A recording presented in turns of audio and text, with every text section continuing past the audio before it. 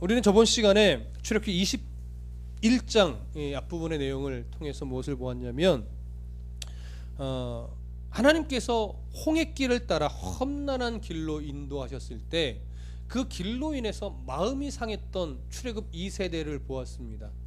그로 인해서 마음이 상하니까 무엇이 터져 나오냐면 없는 것, 불편한 것, 이것만 보여서 물이 없다, 만나 먹는데도 이제 질렸다 하는 그런 불평이 하나님 앞에서 터져 나왔던 출애굽 2세대의 모습을 보았습니다. 그때 하나님은 불뱀을 보내서 그들을 물게 하셨고, 불뱀으로 인해 온몸이 뜨거워지며 죽어가는 백성들이 많이 있었습니다. 그때 이스라엘 백성들이 그나마 조금 성장했던 것은 그때 모세 앞에 나와 회개할 줄 알았었고, 그래서 모세에게 중보기도를 요청했지요. 하나님이 모세의 중보기도를 듣고 뱀 형상을 만들어라. 그래서 모세가 놋뱀 형상을 만들어서 장대 위에 높이 달았고, 그것을 본 자는 살았습니다. 그렇죠? 인간의 이성과 상식이 맞지 않는 방법이었지만 하나님의 말씀에 순종하는 것을 가르치면서 그것을 본 자는 살았더라. 예수 그리스도의 십자가를 믿는 자는 살았더라. 그래, 그 상징적인 모습을 볼 수 있었습니다. 이제 하나님은 민수기 21장 10절부터 35절에 걸쳐서 계속해서 그들의 걸음을 인도하시는데, 지도가 없어서 여러분 좀 이해가 덜 가시겠지만, 가나안 땅은요, 그 옆에 뭐가 있냐면 요단 강이 쭉 있어요. 그리고 요단의 동편 쪽은 그냥 이방 민족이고, 요단의 서편 쪽은 이제 약속의 땅으로 하나님이 주신 가나안 땅입니다. 그래서 동편 쪽은 정복의 대상이 아니었어요.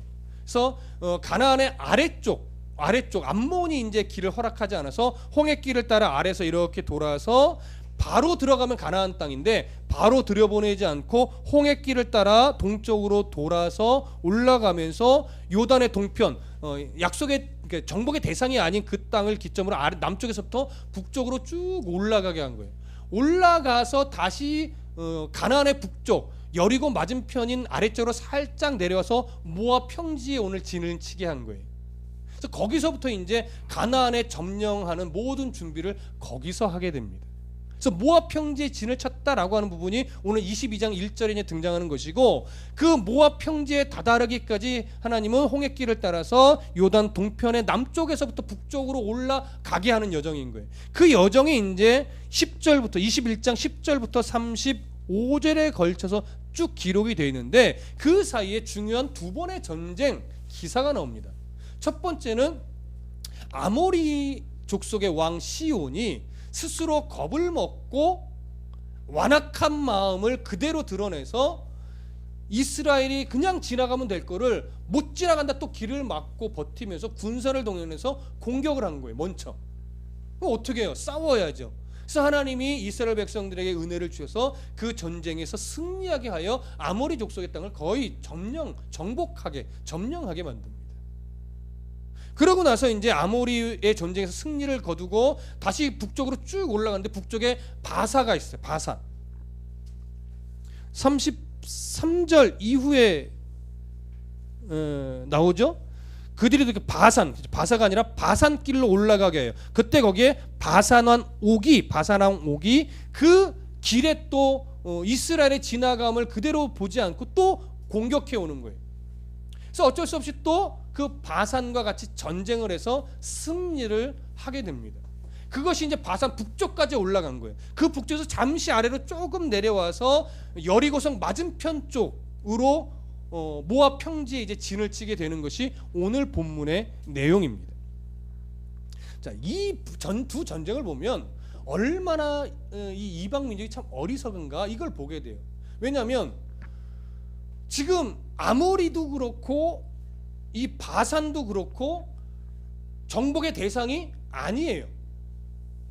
그냥 그 길을 놔두고 그들이 가도록, 이스라엘이 지나가도록 놔두기만 하면 아무 문제 없이 자기들도 자기들의 삶을 살 수 있는 그런 거예요.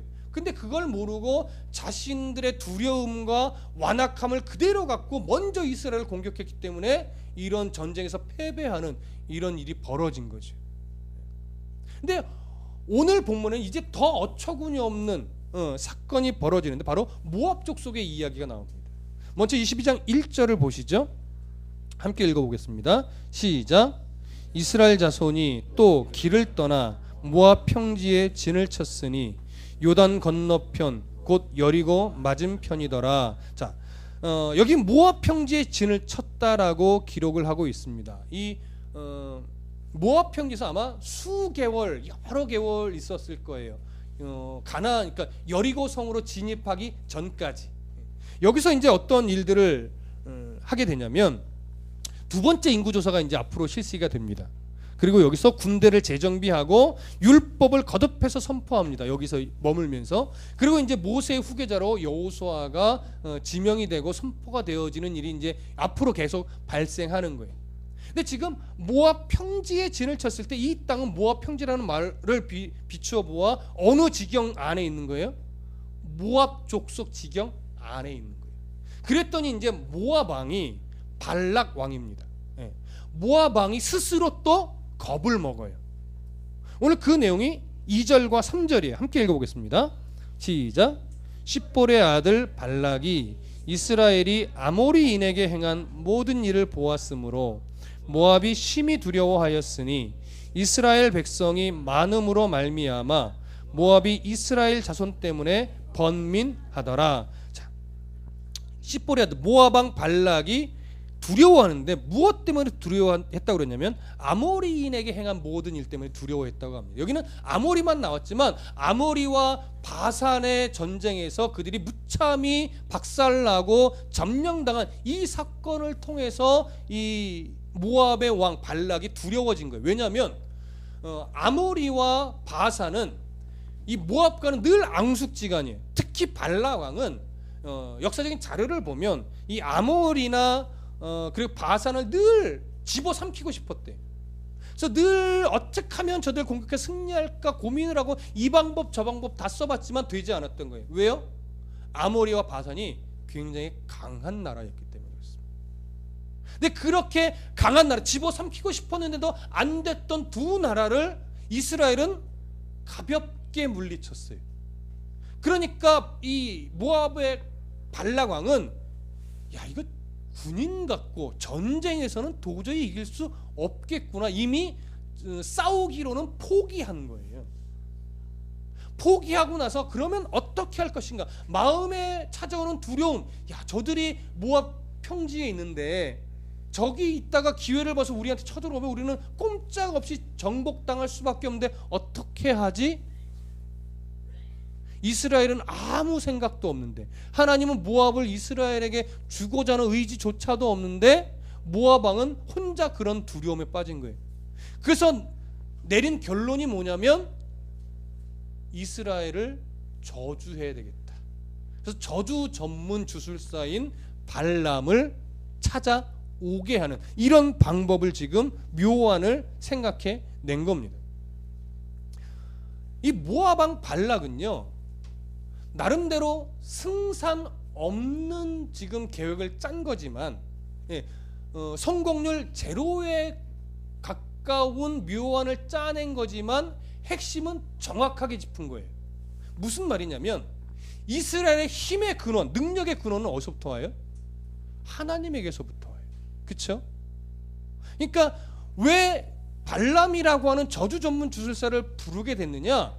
하나님과 이스라엘, 여호와 하나님과 이스라엘의 관계를 발람의 저주로 끊어보겠다는 거예요. 하나님의 그 능력을 끊음으로 말미암아 혹시 끊어지면 자기들이 싸울 때 승리할 수도 있지 않을까 이런 생각인 거죠. 그러니까 핵심은 뭐예요?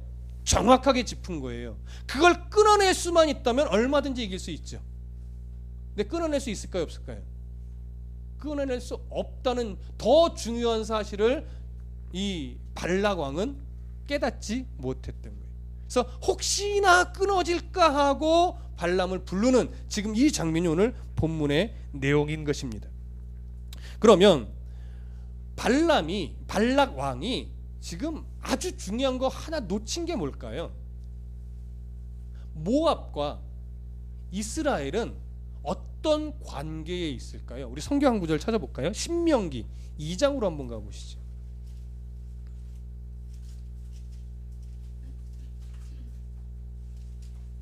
신명기 2장 8절과 9절을 보겠습니다. 자, 함께 읽어봅니다. 신명기 2장 8절과 9절 시작.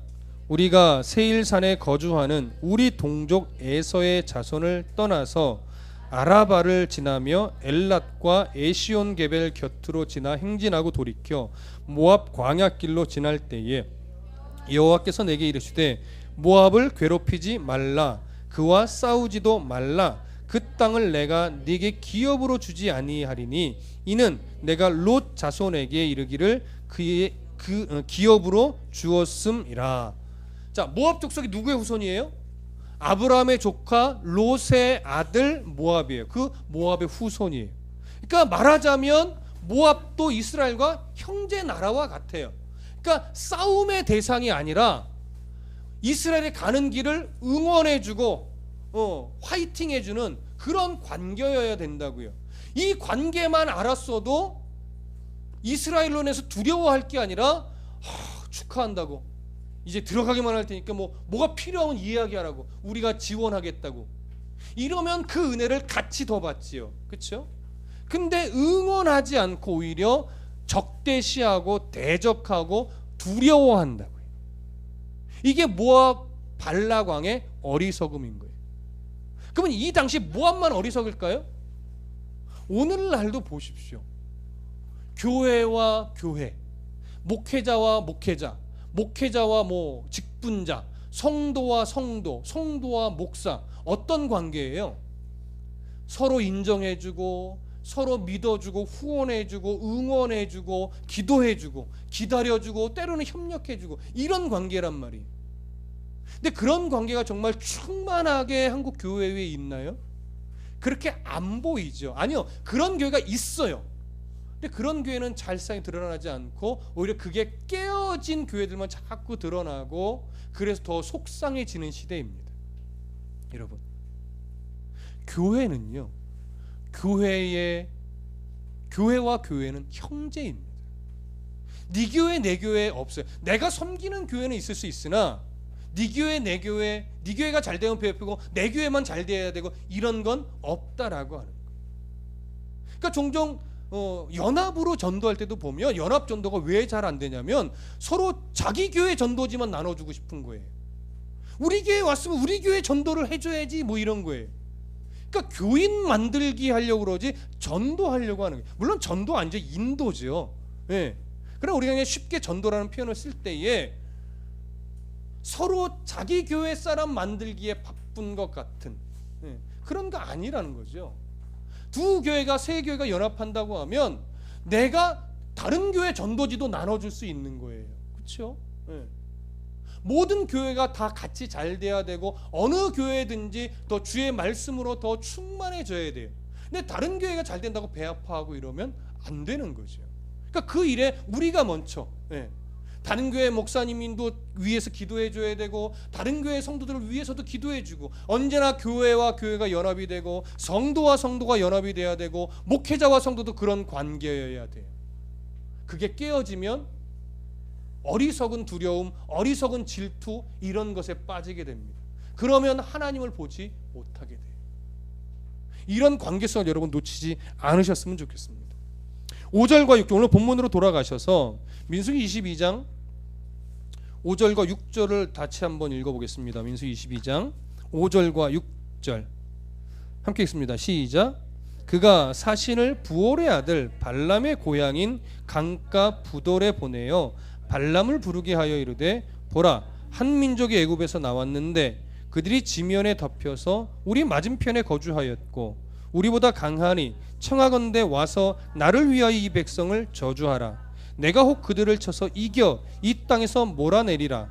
그대가 복을 비는 자는 복을 받고 저주하는 자는 저주받을 줄 알미니라. 이스라엘을 상대로 하여 무력으로 이길 수 없다고 판단한 발락 왕은 이제 부올에 있는 발람을 부릅니다. 저주 전문 주술가로 보여지는데, 이 모압에서 부올까지는요, 지리학적으로 보면 대략 400마일, 그러니까 640에서 50km 정도 된다고 합니다. 당시의 교통 형편으로 보아 갔다 오는데 30일이 좋기 좀 더 넘을 거라는 거 얘기를 해요. 그러니까 오늘 앞으로 성경을 보면 그 모압의 사신이 2번을 왔다 갔다 하거든요. 그런 것으로 보아 발람이 이 모압까지 오는 데는 대략 2개월에서 3개월이 좋게 걸렸을 거예요. 꽤 오랜 시간이죠. 이렇게 걸림에도 불구하고 어떻게 해서든지 발람을 모셔오려 할 때는 무슨 의미가 있냐면 발락 왕이 정말 얼마나 두려워했는지 알 수 있어요. 어리석은 두려움이죠. 두려워하지 않아도 될 것을 두려워하는 거예요. 마치 말세를 성도가 두려워하는 것처럼 두려워하지 않아도 돼. 바르게 하나님의 뜻만 알면. 근데 그걸 두려워하는 거예요. 그래서 어떻게든 발람을 모셔오려고 하는 거죠. 어리석은 두려움이에요. 근데 거기에는 또 어떤 의미가 담겨 있어요? 발람은 나름대로 당대에 굉장히 유명한 주술가였다는 거. 좀 속된 우리나라식 표현으로 하면 참 용한 자였다라고 하는 거죠. 참 용해요. 그가 복을 빌면 정말 복을 받고 그가 저주하면 정말 안 좋은 일이 생겨요. 왜? 사탄도 그런 일을 하니까 얼마든지 할 수 있습니다. 그래서 발람을 그래서 데리고 온 거예요. 그 표현은 어디서 볼 수 있냐면 6절 끝에 그대가 복을 비는 자는 복을 받고 저주하는 자는 저주 받을 줄을 내가 안다. 이렇게 표현하고 있는 것으로 보아 알 수 있습니다. 그래서 우리는 먼저 발람이 도대체 어떠한 자냐, 발람에 대해서 조금 살펴볼 필요가 있어요. 우리가 앞으로 이제 몇 번에 걸쳐서 발람에 대해서 보게 될 텐데, 발람에게 하나님께서 친히 정말 말씀을 주셨다라고 하는 차원으로 보면 발람은 선지자 같아요. 근데 발람의 행위나 또 여러 사신들이 발람을 찾아갈 때 복채를 들고 갔다거나 또 여호수아서 이런 데 발람에 대해서 기록했던 단어들의 용례를 살펴보면 발람은 그냥 점쟁이나 주술사 같아요. 그러다 보니까 견해들이 좀 갈라져요. 발람이 누구냐라고 하는 견해가 크게는 3가지로 갈라지는데, 첫 번째는 뭐냐면 이방에서 하나님을 섬기던 좋은 선지자였는데 나중에 물질의 눈이 어두워져서 타락한 선지자다, 이렇게 보는 견해가 첫 번째예요. 대부분 초대교회 교부들이 발람에 대해서는 이렇게 봤다고 합니다. 두 번째 견해는 뭐냐면 본래는 우상을 섬기는 바벨론의 제사장이었는데 유대교로 개종한 자다, 이렇게 보는 견해가 있는데 제일 지지는 좀 약합니다. 그리고 세 번째 견해는 뭐냐면 발람은 원래부터 여러 신을 섬기는 이방의 주술사였다. 그 중에 하나님도 함께 섬겼던 자인데 아마도 발람은 여러 신들 중에 하나님이 제일 센 신으로 여기고 섬기지 않았을까, 이렇게 보는 견해예요. 이렇게 보는 학자가 어거스틴이라는 학자가 이런 견해를 비추고 있습니다. 근데 왜 이런 견해들이 팽팽하게 다 갈라지느냐면 민수기 자체가 발람이 어떤 자냐에 대해서 별로 평가를 내리고 있지 않기 때문에 그래요. 왜냐하면 그게 중요하지 않으니까. 중요한 건 뭐예요? 발람이 하나님의 말씀을 받았음에도 불구하고 물질의 눈이 어두워서 하나님의 뜻대로 행하지 않았고, 그럼에도 불구하고 그 입을 막아서 하나님이 복을 빌게 하셨다라고 하는 이런 거죠. 그 부분이 중요하기 때문에 발람이 누구냐는 그리 중요하지 않기 때문에 그렇습니다. 저는 개인적으로 발람이 어떠한 자로 개인적으로는 보냐면 이방의 그냥 주술가, 여러 신을 섬기던 다신적으로 다신 사상에 물들어 있고 그 중에 하나님을 가장 센 신으로 여기는 주술가가 아닌가, 저는 그쪽으로 사실은 보고 있습니다. 근데 여러분이 다르게 생각하셔도 큰 문제는 되지 않아요. 왜? 결론은 같습니다. 결론은 성경은 이 발람에 대해서 계속해서 부정적인 평가를 내리고 있어요. 종종 이제 민수기를 흘러가다 보면 발람이 하나님의 말씀에 순종하려고 하는 듯한 모양새는 있으나 22절에서 30절을 결국 보면 여호와의 말씀에 순종하기를 거절한 물질의 눈먼 그런 자일 뿐으로 여겨집니다. 여호수아서 13장 22절에서도 보면 성경은 발람을 점술가라는 단어로 표현을 하고 있고 그가 이스라엘의 손에 죽었다라고 표현을 하고 있어요. 베드로후서 2장 15절과 16절에서도 이 발람을 향해서 뭐라고 말했냐면 불의의 싹스를 사랑한 자, 그리고 그 앞에는 거짓 선지자라는 대표적인 이름을 거론하면서 그 거짓 선지자의 무리에 누구까지 포함시키냐면 발람까지도 포함하고 있어요. 그래서 그가 하나님을 유일신으로 섬겼는지 안 했는지 모르겠으나 유일신으로 섬겼었다 하더라도 그는 불의의 싹스를 사랑했던 거짓 선지자예요. 만약에 여러 신을 섬기던 그런 이방의 주술사라면 그를 하나님이 쓰시려고 특별히 하나님이 입에 말씀을 주셨던 하나의 어떤 뜻을 갖고 그러한 자였을 것입니다. 성경은 전체적으로 발람이라는 이름을 불의의 싹스의 대명사로 계속해서 사용하고 있음을 보게 되죠. 불의의 싹스라는 것이 얼마나 그리스도인에게 악한 영향을 미치냐면 불의의 싹스는 사람의 눈을 가려서 결국 하나님의 뜻을 보지 못하게 하는 악한 영향력을 발휘하기 때문에 그렇습니다. 그래서 성도는 특히 불의의 싹스를 사랑해서는 안 됩니다. 하나님의 뜻을 가리게 만들기 때문에 그렇습니다. 목사든 성도든 학생이든 불의의 싹스는 절대 안 됩니다. 조심해야 돼요. 목사가 불의의 싹스에 눈이 돌아가기 시작하면 목회를 하나님 말씀 중심으로 하는 것이 아니라 목사 중심으로 흘러가게 만듭니다. 세련돼 보일 수는 있으나 하나님이 기뻐하시는 목회가 될 수 없습니다. 성도가 세상 속에서 불의의 싹스를 사랑하다 보면 하나님을 이용해 먹으려고 덤벼들고 그래서 부귀영화가 찾아오면 하나님보다 자기의 삶을 누리는 데 더 급급해지게 됩니다. 학생들이 불의의 싹스를 좋아하다 보면 좋은 대학, 좋은 직장이 삶의 우선순위가 되지 하나님을 위해 삶을 드리는 것은 2순위 아니 저 끝자락에 잠시 하나 걸쳐만 있을 뿐 그러한 삶 자체를 살아가고자 하는 생각 자체를 하지 않게 됩니다. 그래서 모두의 눈과 귀를 막고 너를 위해서만 살아라.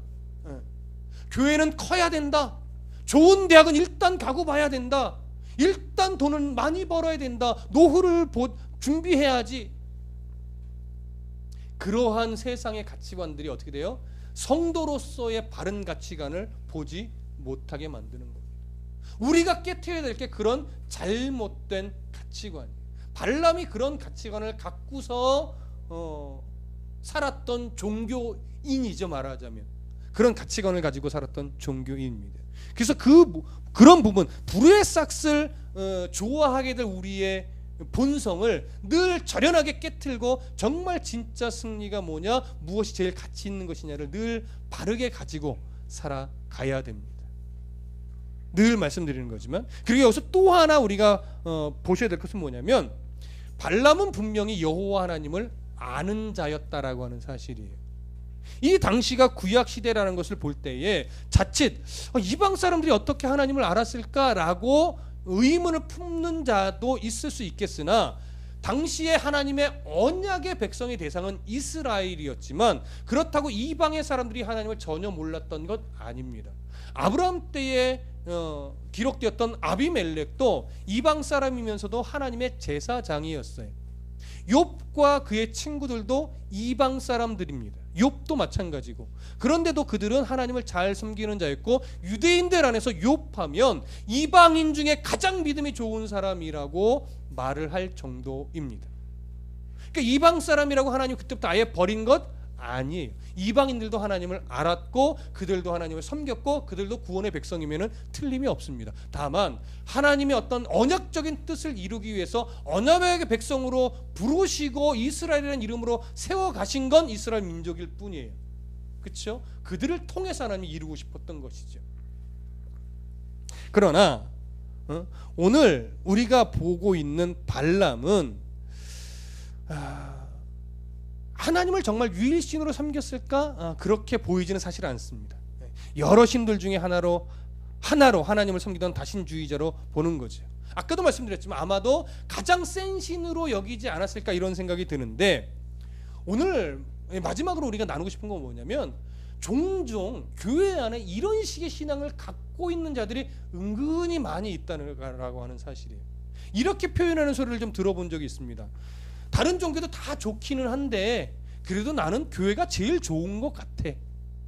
다른 신들도 다 괜찮긴 한데 나는 그래도 하나님이 제일 난 것 같아. 어떻게 들리세요? 그럴듯해 보이나요? 틀린 말이죠. 예.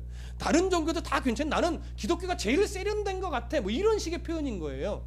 아니라는 거죠, 여러분. 기독교가 배타적일 수밖에 없는 이유가 있습니다. 기독교가 배타적인 이유가 뭐예요? 여러 신들 중에 하나님이 제일 센 신이 아니라 우리 하나님을, 여호와 창조주 하나님을 유일하신 신으로, 그래서 다른 신들은 다 가짜 거짓으로 우리가 보는 신앙의 중심이기 때문에 배타적일 수밖에 없는 거예요. 요즘 계속해서 말하는 다원주의적인 사상은 모든 종교가 다 구원의 길을 갖고 있지 않느냐, 구원에 들어가는 그 길은 좀 다를지 모르나 궁극적으로 똑같은 걸 추구하는 것 아니냐? 그러니까 서로 종교를 다 인정하고 다 착하게 살게 하고 다 도덕적으로 훌륭한 일을 하는데 왜 너희들만 그 유일한 신이고 너희들만 구원이 있다라고 말을 하느냐, 이렇게 관용이 없냐라고 그들이 말을 하지만 우리가 그것을 인정할 수 없는 가장 중요한 이유가 뭐예요? 우리를 위해 자기 생명을 십자가에 내어주신 예수 그리스도가 그들에게는 없기 때문에 그렇습니다. 그래서 우리에게는 우리가 믿는 신앙이 배타적일 수밖에 없는 중요한 이유 두 가지가 있어요. 첫 번째는 하나님만이 유일하신 신으로 우리가 믿기 때문에, 그리고 그 하나님의 뜻에 따라 우리의 죄를 위해 죽어주시기 위해 인간의 몸을 입고 오신 예수 그리스도가 그들에게는 없기 때문에, 그들이 믿지 않고 있기 때문에. 그래서 예수 그리스도는 우리를 구원에 이르는 가장 중요한 길이 아니라 뭐라고 말씀드렸어요? 유일한 길인 거예요. 그래서 배타적일 수밖에 없는 거예요. 그런데 이것을 세상이 관용해야 된다, 왜 너희들만 잘났다고 하느냐, 다 모든 종교인들이 좋은데 그걸 인정하자 그러면서 그들도 인정하자는 여러 어떤 WCC 같은 이런 데 합세하면서 관용 있는 것처럼 보이면 세상은 박수치고 멋있다라고 할지 모르나 그 교회, 그 목회자, 그 성도는 뭘 잃어버려요? 진짜 생명을 잃어버리는 겁니다. 여러분, 바로 여기서 신앙의 노선이 갈라지는 겁니다. 여러분, 교회라는 이름은 있으나 하나님을 유일한 하나님으로, 예수 그리스도를 유일한 구원의 길로 인정하는 것이 아니라 가장 좋은 하나님, 가장 좋은 길로 본다면 그 자리에는 구원이 없을 수도 있습니다. 유일하신 하나님, 유일한 구원의 길, 예수 그리스도. 여러분, 그 예수님을, 그 하나님을 바르게 붙잡아야 됩니다. 그거 놓치지 마십시오. 너무나 이 아주 본질적이고 중요한 사실을 놓치고 신앙생활 한답시고 교회 다니는 사람들이 참 많습니다. 그게 속상한 거예요.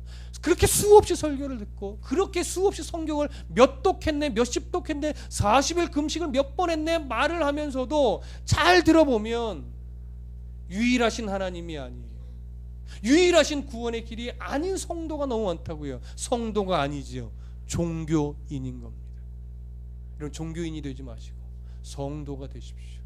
우리 하나님이 유일하신 하나님이고 우리 예수님이 구원에 이르는 유일한 길입니다.